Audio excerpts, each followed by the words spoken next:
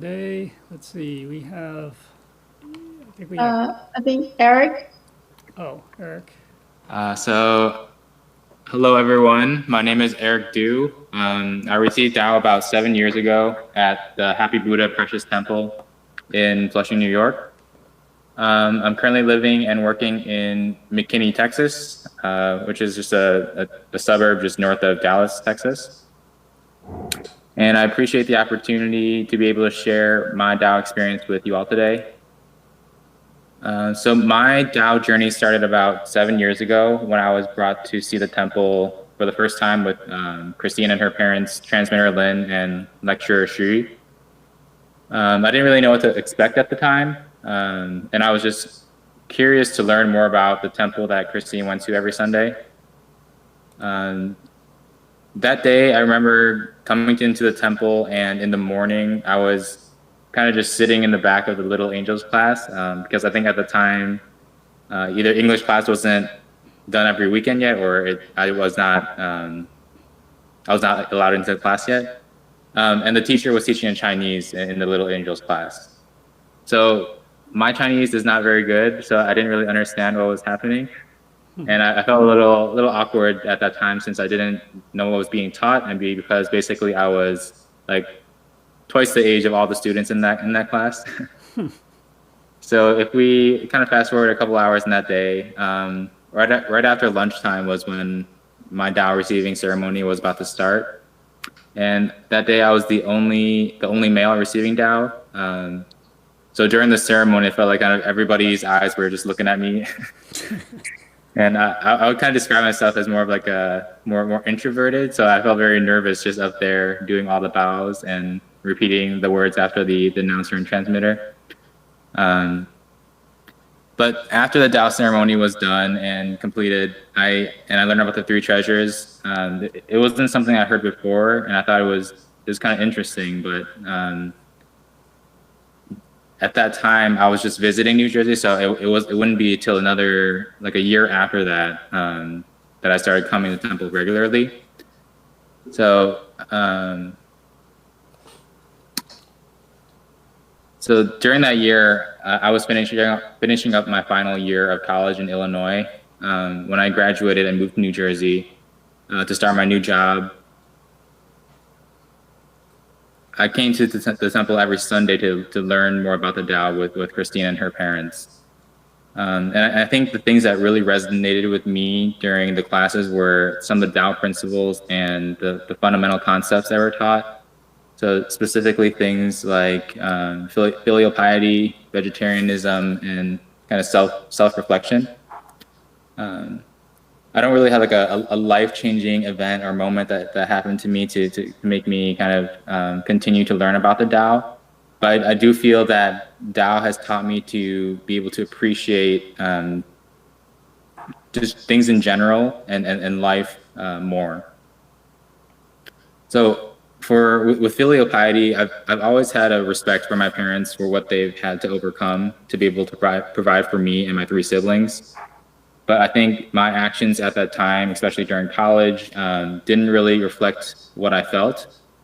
Once I learned about filial piety during my first Dharma class, I started to think more about how I could show that gratitude and appreciation for the sacrifices that my parents had made in order to put 4 kids through college. Yeah, so at that time, before I heard about that class, I would never be the one to actually call my parents. They would always have to call me. But since I kind of moved away from them and started coming to temple more, I try my best to call them at least once a week just to kind of check in with them and see how they're doing.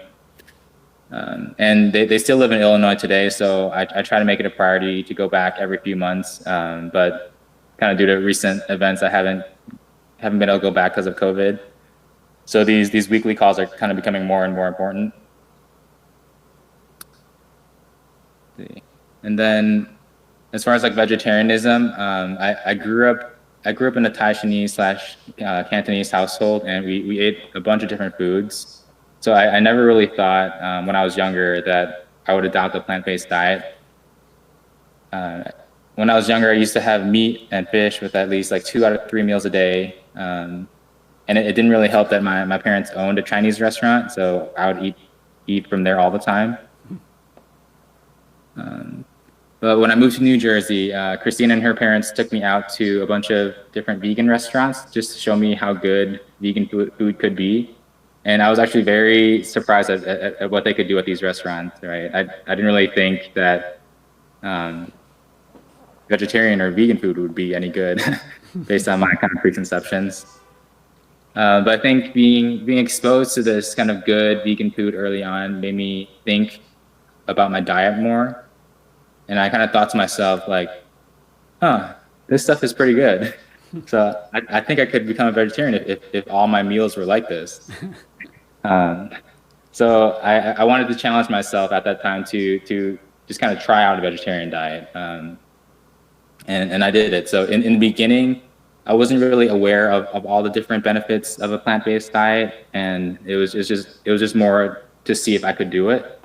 But as I continued on with eating more vegetarian food and doing it every day, I learned more and more about the benefits, and it just made more and more sense to me that this is something that I should be doing. So again, over time, like this became my new norm, and I don't see it anymore as kind of losing the ability to eat meat or animal products, but instead, like it's made me become more and more creative with what I cook. So like kind of seeking and adding different flavors to my cooking.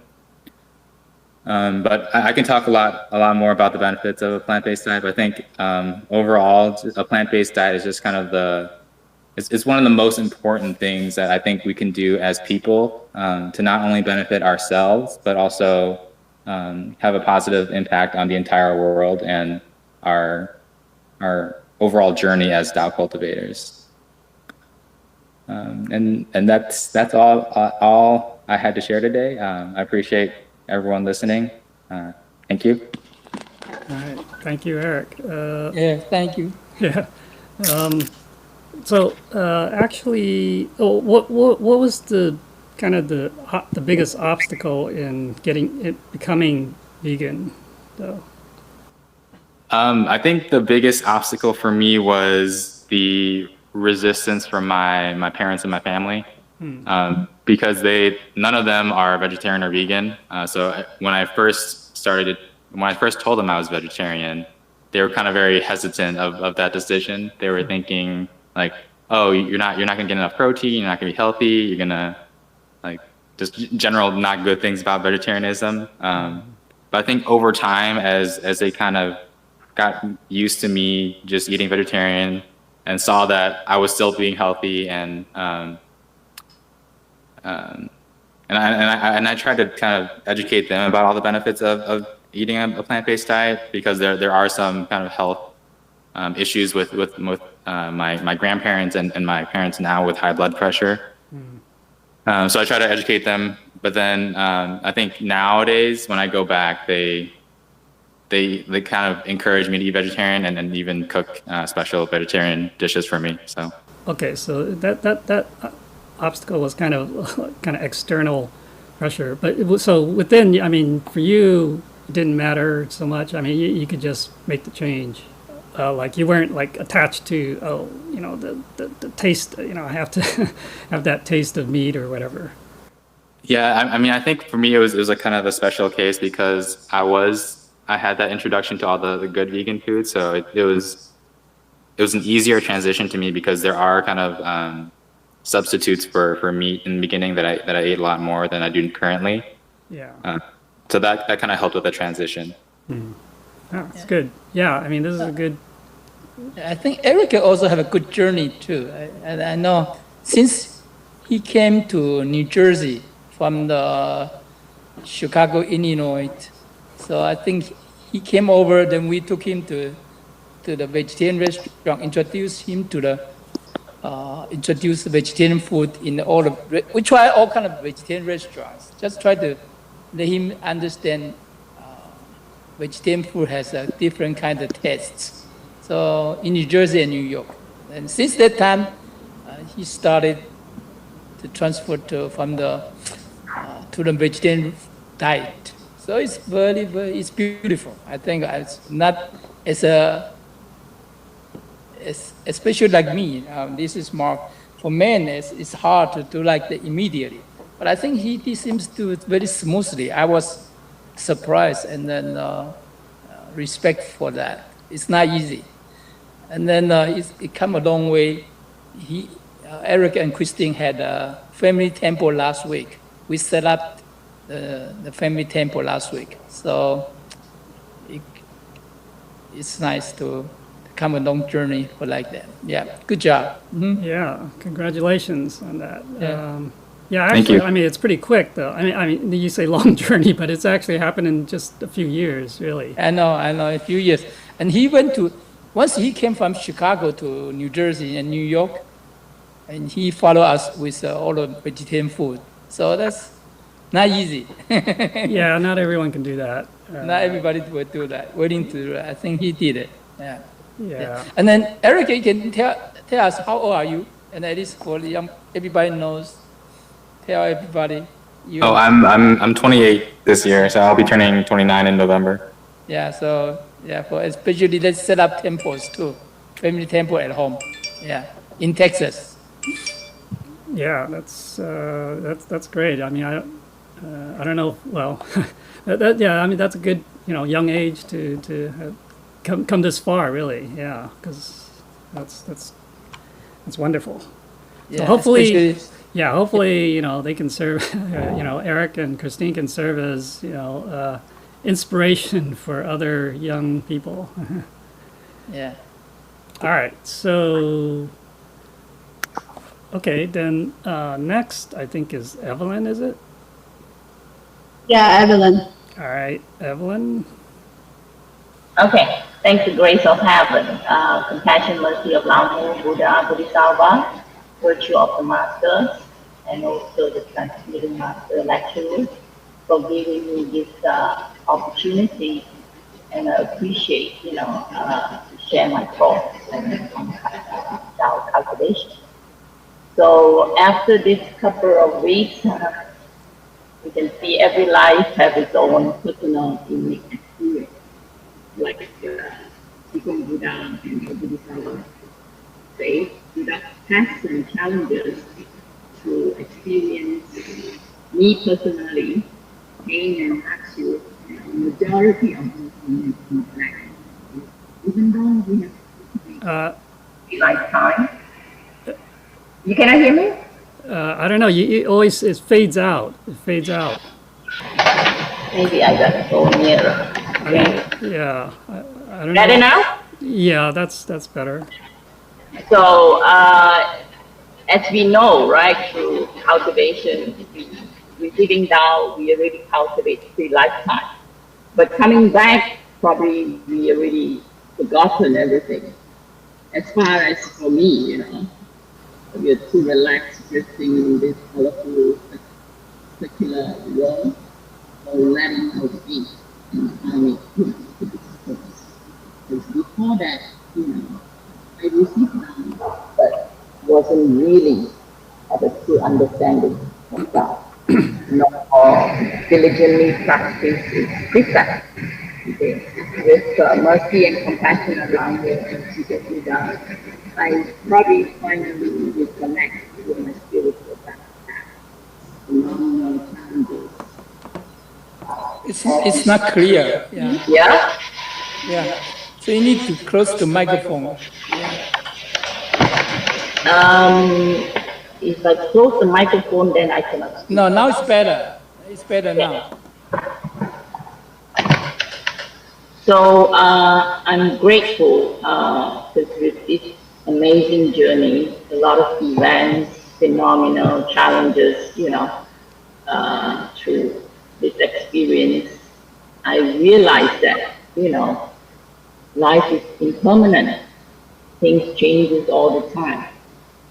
So it gives me time to reflect and connect the dots. And every stage in path is being like guided and navigated by some external forces. So I've been really truly grateful when I first came back. I think it become muffled again. Sorry. Can you hear me? Well, yeah, it always fades out. I don't know. It keeps. Yeah, it sounds like there's a lot of noise over there. Can you hear me? I come closer. Yeah, this sounds pretty good. Okay. So so finally I found this temple. So because of my my Mandarin is not going good, so a lot of times I do not really understand the teaching. So I don't know. It's like after a few seconds, then it becomes completely muffled. I don't know. I think. Can you try using your phone instead? Yeah, but it was noisy before. It was noisy. Yeah. You gotta turn off one device first. Okay. Yeah, You gotta turn off your computer. Yeah, if you use the phone, then turn off the speaker on the computer. Okay, because now I'm using my phone. Yeah. Okay. Okay, I was telling, to continue, I was telling at first when I get back into the Tao, because my mom was worried because of the golden thread, and there's a lot of, temple which is not really follow the golden thread. But I'm lucky, I found this temple. Since then, it's been like 6 years, more than 6 years, I've been cultivating. You can hear me clearly, right? Yeah, Evelyn, you can tell us, all of us, where you came from originally. And then you talk about your mom is in Malaysia, right? Yeah. Oh, okay. So people know the background you have. I'm from Malaysia. I first came back like a couple of years ago, like 9 years ago, because I've been traveling, not really all over, but different parts of the world. And I received Tao for a while. My mom has a temple, and then my family, everyone received Tao. So by that time, on and off, I do go to the temple, but everything is in Cantonese Mandarin. So my understanding of Tao is really not really in depth. So nor do we practice, the precepts. So I was saying that with mercy and compassion of Lao Mu and Qigong Buddha, I finally reconnect. Because after all the events, phenomena, and challenges I've been experiencing, it makes me realize that cultivation Tao, it's the only way. So when I reflect back, and connect with Tao, every stage, it's like being guided and navigate by some external forces. So I'm really, truly grateful for all the guidance and support and blessings, and also from the transmitting master, the lecturers, and the Tao member at this temple. It gives me inspiration to continue cultivating. So,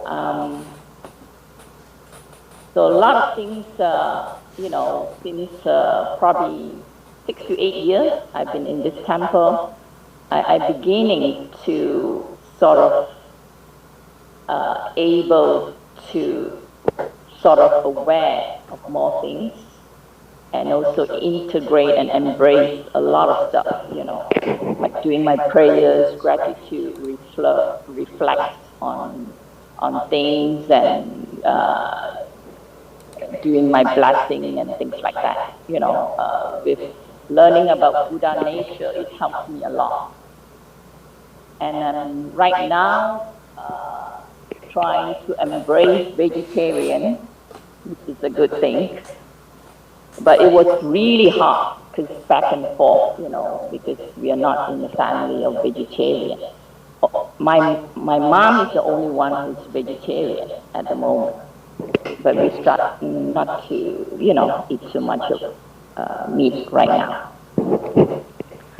So for those who are still in the early stage of cultivation or new to Tao, but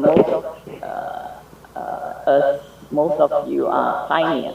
So I would like to share a few stories of the manifestation of the marvelous Tao, because I will try to relate to the best of my knowledge.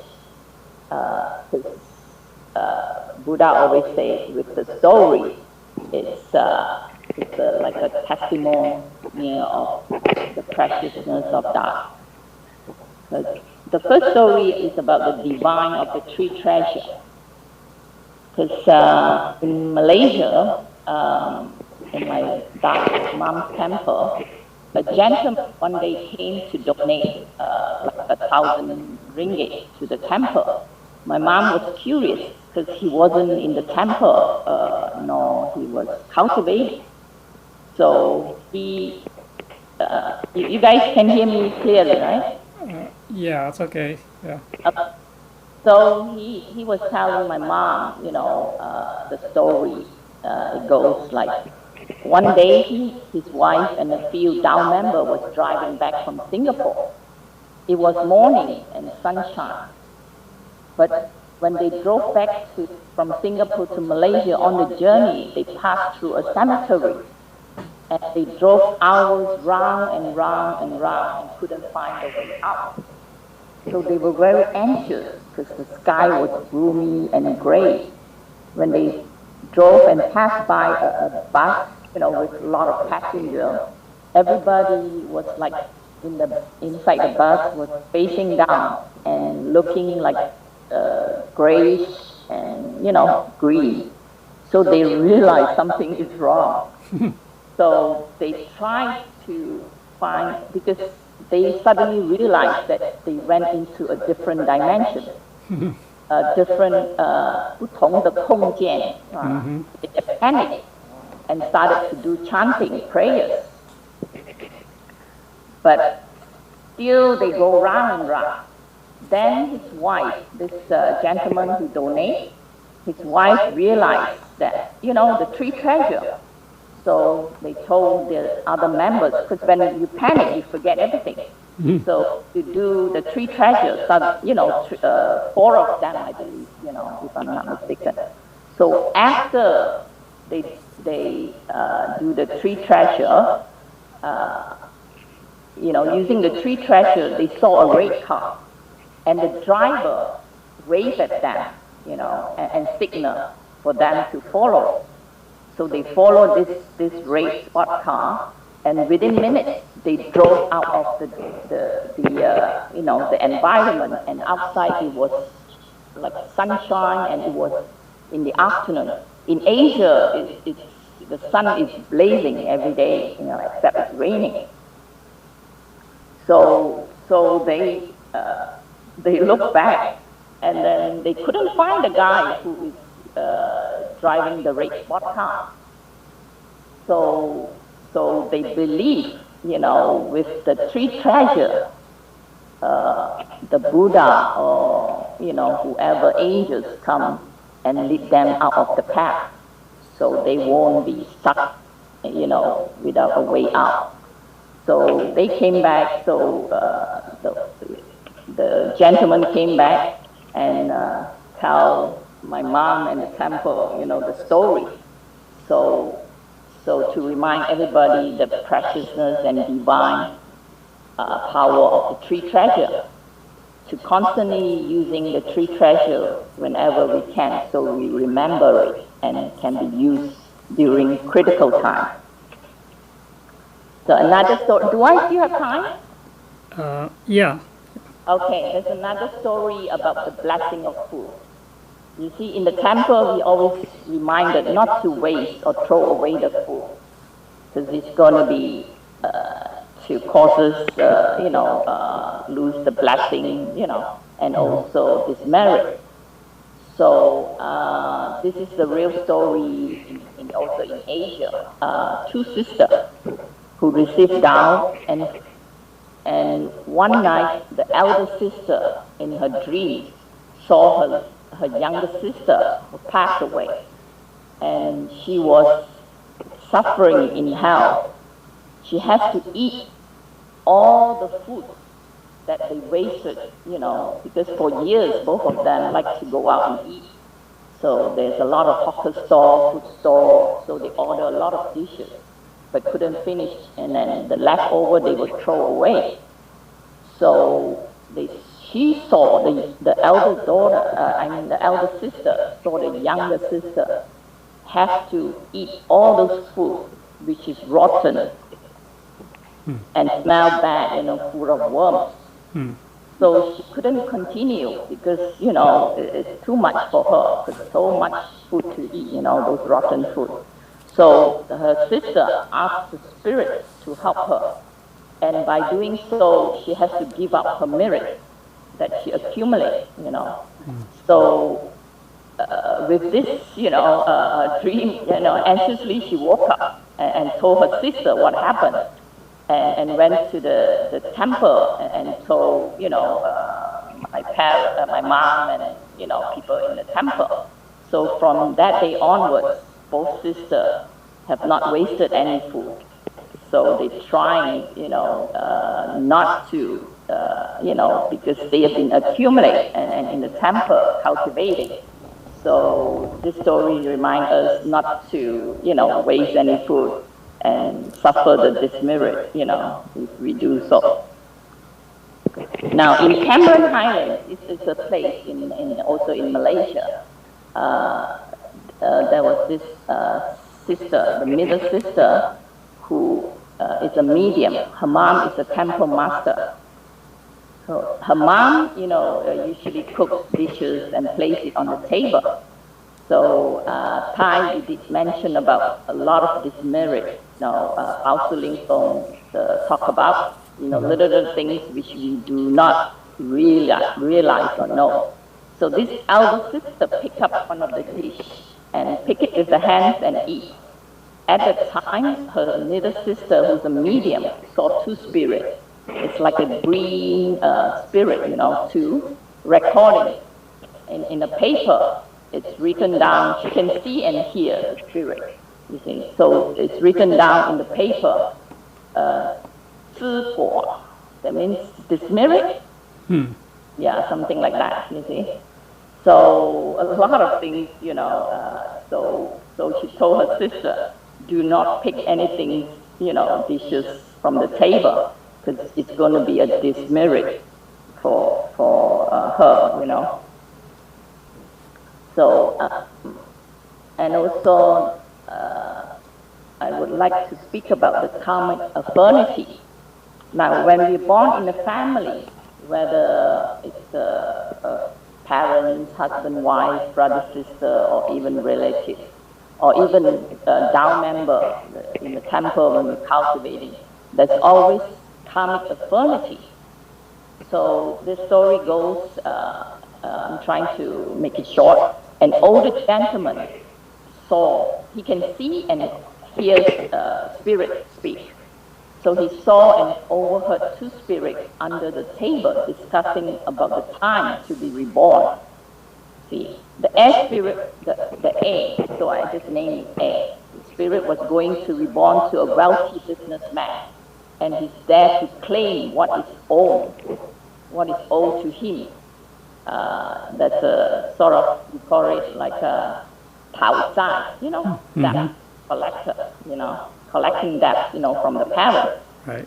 So he'll live till a teenage, a certain age, and will cause during his lifetime, when he's alive, he's going to cause a lot of headaches and challenges to the family. That's what he's there for.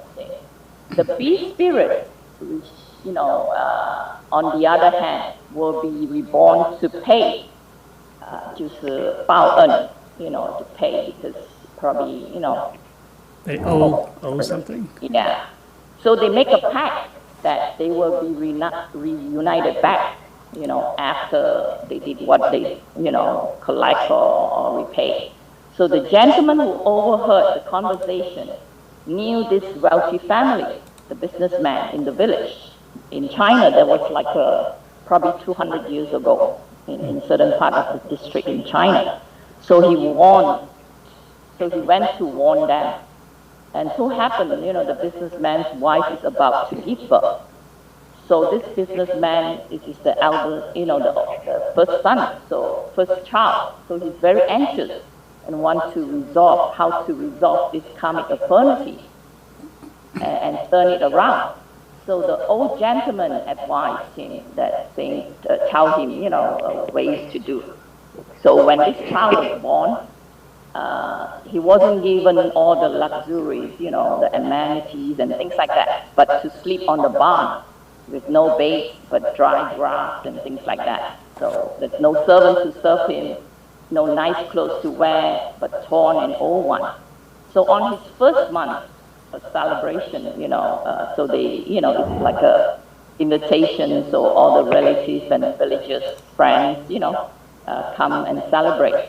But instead of, giving gifts and money and things like that, ampao, so everything was donated for charity.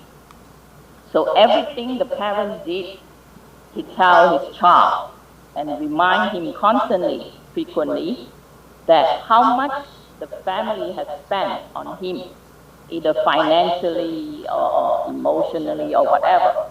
So he, and he, the child is owing the parents a lot, So to make the story short, he lived through his time.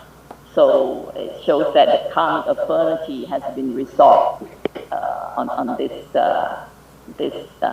family. So the child lived through his teenage. So do I still have time for the next? Well, I think we only have like a couple minutes left. Oh, a couple minutes, okay. So for us, even though we're receiving Tao, and those who doesn't receive, doesn't have the, like a life. So this story is about the sister who's a medium. So she can see the spirit. So the same, medium that, who saw, let me see, the dismerit about the sister, picking up the food. Mm-hmm. She saw the same two spirits discussing how to create chaos in the family to make the parents fight, So she told her mom that, if the dad comes home, try to be patient. So one day her dad came home, you see, and going outwards, without any reason, getting very upset and angry. But instead of fighting with the husband, she was very peaceful and happy and smiling. So the two spirits was very upset. So one of them slapped her mom's face. But her mom couldn't feel anything because they were so upset because whatever they did, they try to do to the family, it doesn't work out, you see. So the medium, who's always constantly, at the temple and things like that, so she sees and hear a lot of stuff and come back and tell my mom and the Dao member. So during the Dharma classes in Asia, where Bai Sui Senti, the time he was still alive, so he goes to Asia for Dharma classes. So she saw whenever Bai Sui Laorencia speak, there's a lotus flower coming out from his mouth. So, so everybody was like asking him, did you see him? Did you see any lotus coming out? So she said, constantly. So this shows that how virtuous grand princesses are. And and it shows us how precious that we are blessed to receive the Tao, but most of us are unaware of the, the preciousness of Tao. So the same story goes on to, one day she and her mom was traveling from one place. So they passes a little, like on the road, they have those lá tốc công. I don't know how to say in Mandarin. On the roadside, they do prayers and offerings for that. So when they passes this lá tốc công, so she told her mom, Mom, lá tốc công came out and paid respect to you. So he bowed at her mom, but the mom couldn't see anything.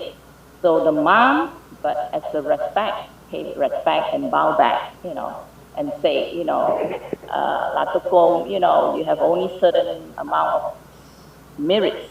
Once you're exhausted, because her mom is a temple master, so her daughter is a medium.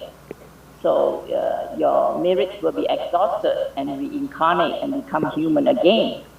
So told him the lá tốc công, sort of invite him, to come because they have a Tao festival.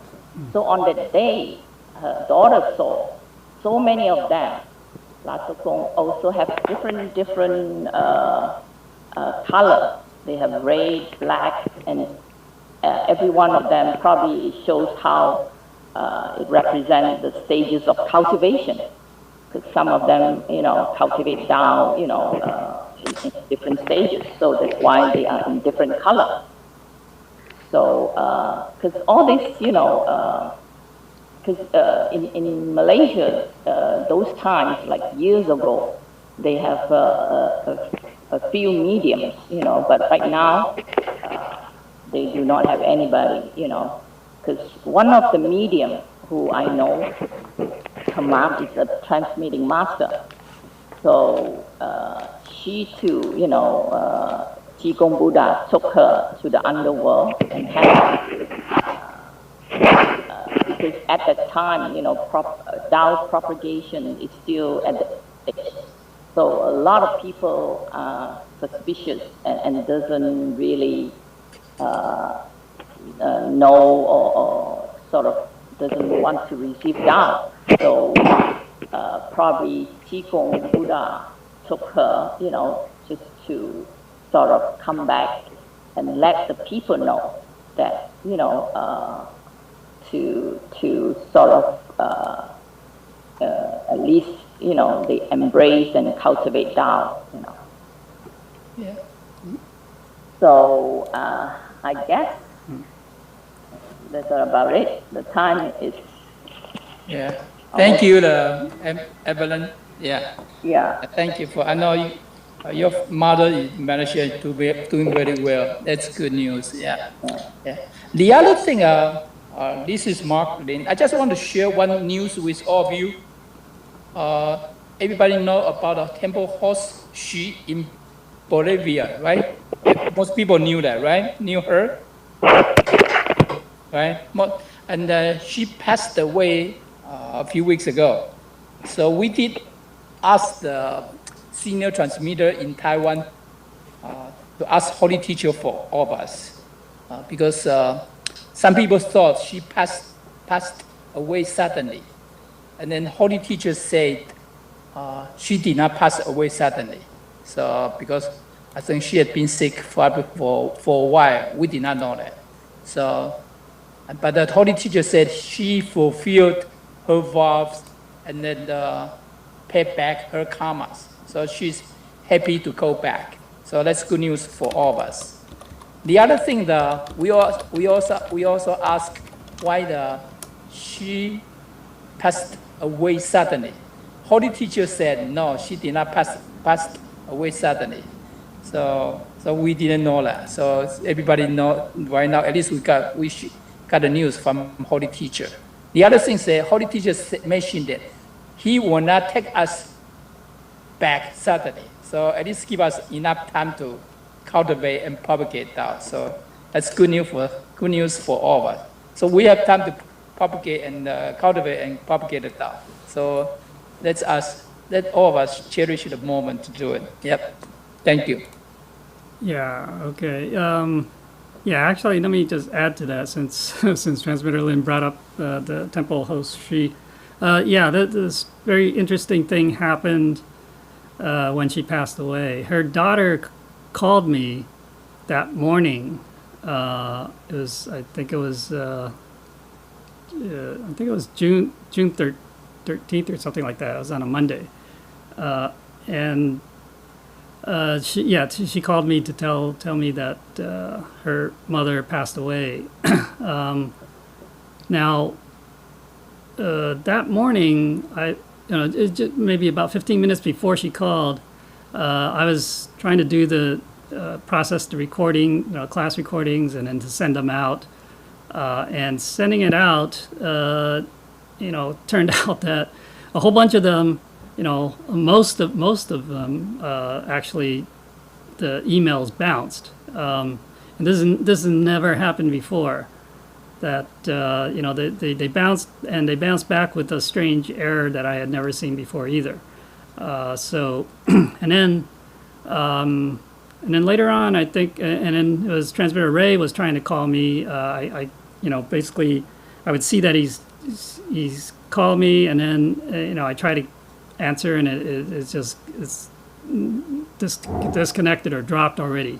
And then so eventually, I did get through to him, and then he said, yeah, all morning he's had trouble making phone calls. He couldn't make any phone calls. And then later on, then I realized, then I asked Sri Tanju's daughter, when did her mom pass away? And it happened to be, I think it was like 9:40, I think it was 9:43 a.m. or something. And that happened to be the exact time that my emails bounced back. Okay. Actually, it was in the process of being sent out at that time, but then, so during that minute or two, they all bounced back. And so it's like, wow, that's very odd. And then that's, I guess, roughly when, that morning when Transmitter Ray couldn't make any phone calls. So basically that's, I don't know if anything, other strange things might have happened to other people, but definitely, that was kind of spooky, but it was a sign to me that, wow, maybe it was, her mom that kind of let us know that, hey, she's left, although, we didn't realize it was her, but, so that's very interesting. Only if, I would think that she had merits, because to do something like that, essentially you're kind of doing some kind of I don't know what you call it, but to make that effect some kind of a change or something happen like that, I think a person would have had to have enough merits to be able to do that. Just like sometimes the deceased they would cause someone to have a dream, their children or whatever. And then, so they need merits to do that. So I think that was, so I felt, I had told her, told the daughter that, Vesta, that, it's, I think, she, at least I think she went back to heaven, so. Yeah, she has a family temple at home, and she's a temple host. Yeah, host. So that's good opportunity for her, good merit for her. Yeah, and the Holy Teacher did confirm in angel class in Taiwan 2 weeks ago for us. She fulfilled her vow, paid back her debts, and then she's so happy to go back. Mm-hmm. Yeah. So I also mentioned in this is kind of like what I thought. I mean, in terms of people going back, and we, from human point of view, we see, wow, she got, I think it's mainly a diabetes or something, and then that she passed away from that. But what if they have virtue and merit, why did they go out like that? I mean, so my view is that they're paying off their debts, the final payoff of the debts, karmic debts, and because they, everything else they've completed, you can say fulfilled their vows or completed their mission, and the last thing is to pay off their debts, and so that's the way they go out. So they don't go out necessarily, just in their sleep. They go out in a way that's where they can pay off their debts. That's what I think. But just one point I want to mention. There are two ways we can pay off our debts and karmas. Okay, one is we do the good things, correct the merit. The other way is people got sick. During the sick period, they are paying off their debts. Yeah. So that's the same thing. Yeah. Yeah. That's why some people got sick. Sometimes at the end of their lifetime, they are paying off their debts too. Yeah. Yeah, because there's another case, 境界仙姑. Okay, so basically, why does that? Yeah, so those two ways. Obviously, you can use the merits to pay it off, but then if you use the merits to pay it off, then you don't have those merits when you go back, and so you have essentially you don't get that peerage or that rank in heaven or whatever. And so in order to keep those merits, then you can pay it off kind of the traditional way, if you will, of getting sick and dying that way. Yeah.